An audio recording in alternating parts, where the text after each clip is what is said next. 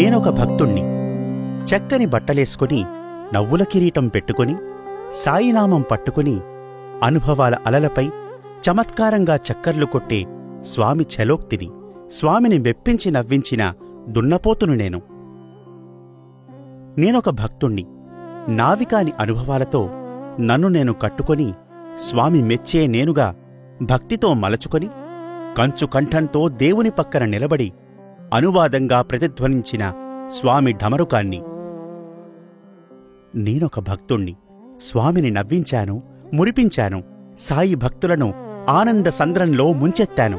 అనుభవాల పందిళ్ల కింద ఆలోచన హరివిల్లులు కట్టి దేశ విదేశాల్లో సాయి ప్రేమను సంధించిన పినాకాన్ని.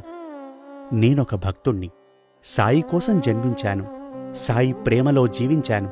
సాయి యుగాన్ని స్థాపించాను. సాయి అనుభవాల గంగనై ప్రవహించాను. నేనొక భక్తుణ్ణి. నీకేం కావాలి అంటే నువ్వే అన్నాను. నీ సంపదేంటి అంటే నీపై భక్తే అన్నాను. నువ్వు ఎవరు అంటే నీవాడనన్నాను. సాయి ఆంగ్లగళంగా తరతరాలకు మిగిలిపోయాను. నేనొక భక్తుణ్ణి. గుంటూరు నుండి పుట్టపర్తికి, లెక్చరర్ నుండి ప్రొఫెసర్కి, స్టేట్ ప్రెసిడెంట్ నుండి ట్రాన్స్లేటర్కి పయనం చేసిన ఆధ్యాత్మిక బాటసారిని. భక్తుల మనసులో సాయి అనుభవాల పాదముద్రను. నేనొక భక్తుణ్ణి. సాయి ఉండేంతవరకు నేనుంటాను.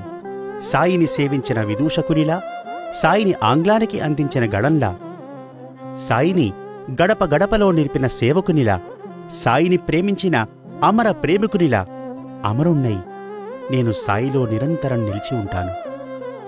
అమరుణ్ణై నేను సాయిలో నిరంతరం నిలిచి ఉంటాను.